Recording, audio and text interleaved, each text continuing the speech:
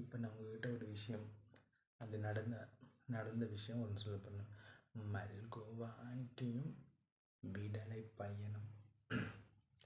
ஒரு 5 இயர்ஸ்க்கு முன்னாடி நான் பெங்களூரில் இருந்தேன். அப்போ நான் வந்து கலெக்ஷன் முடிச்சுட்டு என் வீட்டுக்கு போகலான்னு ஆட்டோவில் வந்துட்டு இருந்தேன்.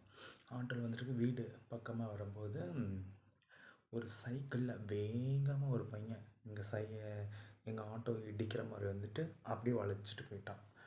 பின்னாடி இருந்த ஒரு அங்கிள் திருடுன்னு சொல்லிட்டு கத்திக்கிட்டு ஓடி வருவார். எங்களுக்கு ஆளே இல்லை.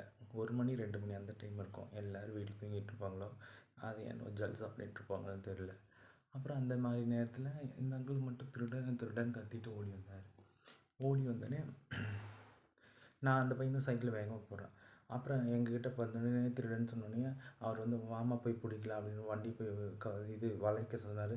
இல்லைங்க நான் அவசரப்படாதீங்க, ஒரு நிமிஷம் இருங்கன்னு சொல்லிட்டு முன்னாடி பார்த்தா அங்கே ஒரு ஆண்டி, நல்லா தள்ளன்னு ஒரு ஆண்டி, நல்லா நைட்டியை போட்டுக்கிட்டு லைட்டாக தூக்கி இப்படி கட்டியிருக்கு.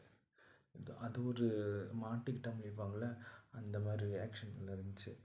அப்போ எனக்கு டவுட் வந்துருச்சு, அந்த பையன் திருட்ட பையன் கிடையாது. சைக்கிளில் வந்த பையன் ஷர்ட்டை வந்து ஒழுங்காக போல் கீழே தொப்புள்கிட்ட ஒரே ஒரு பட்டன் மட்டும் போட்டிருந்தான். தொப்புள் தெரியுது, 2 நிப்பிள் தெரியுது. நல்லா கட்டும் மஸ்தானா விடலை பையன், 16 வயசு இருக்கும். எப்படி இருப்பான் பாருங்கள், நல்லா நாட்டுக்கட்டையாக இருந்திருந்தான். அதுக்கப்புறம் எனக்கே பார்த்தா மூடு வந்துச்சு. அந்த மாதிரி தான் இருந்தான் அந்த பையன். அதுக்கப்புறம் அப்புறம் நான் சொன்னேன், இந்த பையன் திருடன் கிடையாது.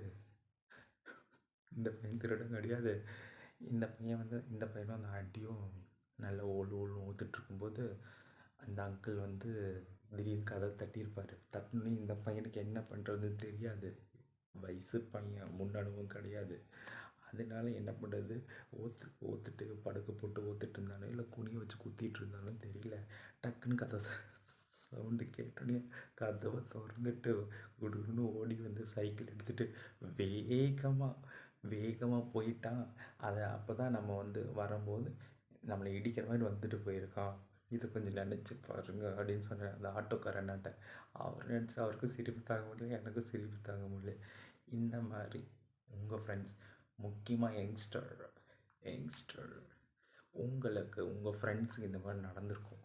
மாட்டிட்டு முழிச்சாங்களா, இல்லை ஓக்கும்போது சும்மி வந்து கூதியிலே மாட்டிக்கிச்சான், இந்த மாதிரி எதாவது நடந்திருக்கும். அப்படி நடந்திருந்தால் என் கமெண்ட் பாக்ஸில் சொல்லுங்கள் ப்ளீஸ். பாய்.